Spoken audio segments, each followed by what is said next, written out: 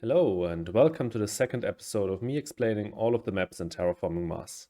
Today I will go over all of the ins and outs of one of the two original expansion maps, Elysium. We will go through this in 4 sections. First, I will explain the general layout of Elysium and its implications on the ground game on this map. Then I will go over the milestones and awards, and lastly, I will combine all of this information and talk about the best corps on this map. So let's hop right in. The ground game on Elysium is split in two. First, there's the desirable part of the map, close to the oceans on the north side of the map. Here you can find a lot of plant placement bonuses, some minerals, a ridiculous 3-card placement bonus, and a lot of ocean rebates. And then there is the barren wasteland in the south, where you can only find minerals as placement bonuses, and also no ocean rebates at all. Fittingly, this divide is also accompanied by 2 rivaling awards, Estate Dealer and Desert Settler. In general, the ground game is comparable to Tharsis or just a bit weaker. On the base game map there are 27 plants on land tiles and 11 on ocean tiles, while Elysium has 27 on land tiles as well, but only 7 on ocean tiles. Not only do the oceans provide less plants, individually they are also weaker in all other aspects. There are no 2 steel, titanium or card ocean spots. This means early ocean placing projects or preludes are weaker than usual.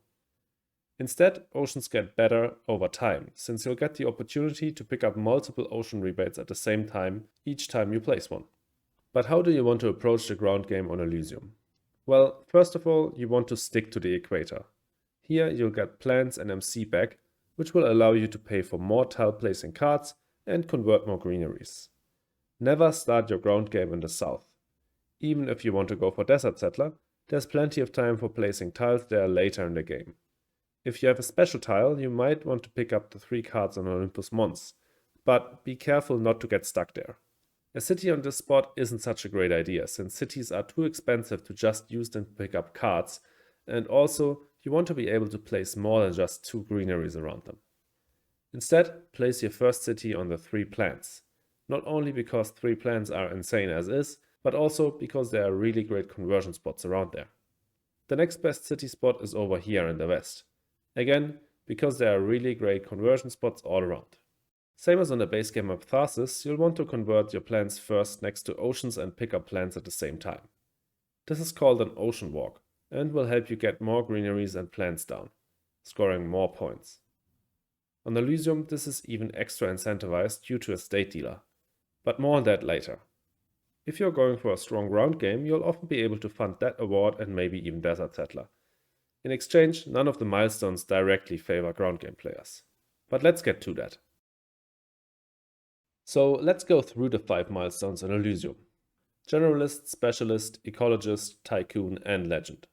As I just said, none of them directly favor ground game, but Ecologist at least incentivizes getting plant tax down, which often helps with placing greeneries. In general, these milestones favor Engine over Rush, with Generalist, Specialist and Tycoon being clear Engine milestones, Ecologist being split between the 2 strategies, and only Legend favoring rushing. Let's go through them one by one. Generalist often can be an annoying milestone to get. You need to be quite lucky to find all the required production types to climb this milestone. Of course, Robinson was made for this milestone, as it's the only corp which is guaranteed to be able to claim it. However, even with this corp, you can't just rely on the ability, as it would take 6 gens to get one of each productions. Another player who gets Metals Company, Biofuels and any heat production card could claim it in his first action.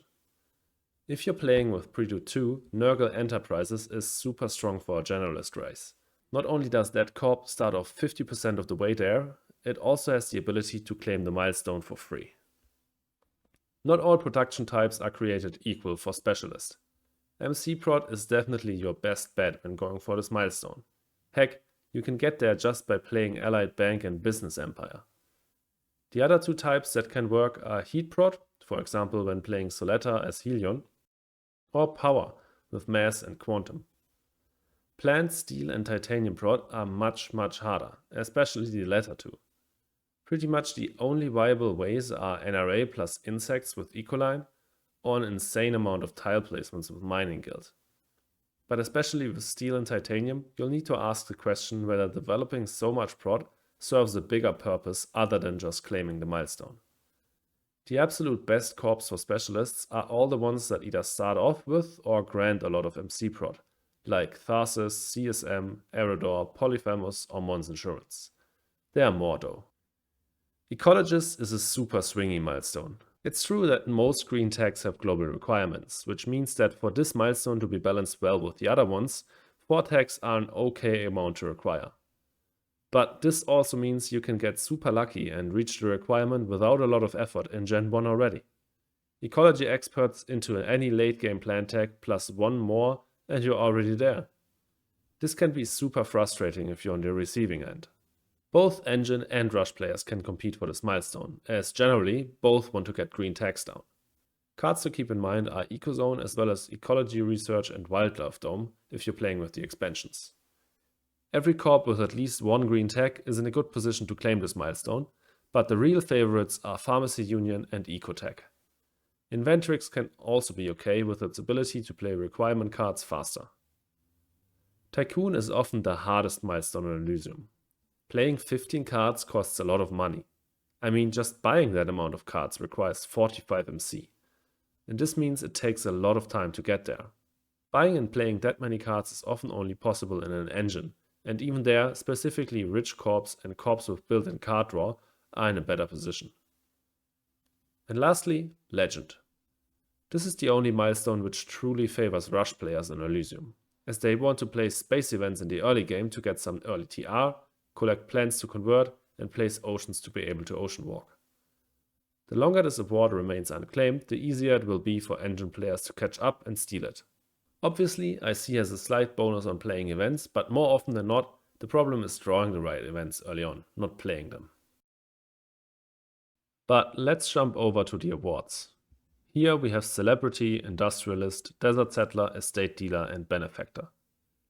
I really like this set of awards, and I think it is honestly quite well balanced. Celebrity and Industrialist clearly favor Engine, Estate Dealer and Benefactor clearly favor Rush. Also, we have 2 Groundgame awards in Estate Dealer and Desert Settler, but because only 2 tiles on the entire map count for both, they are basically mutually exclusive.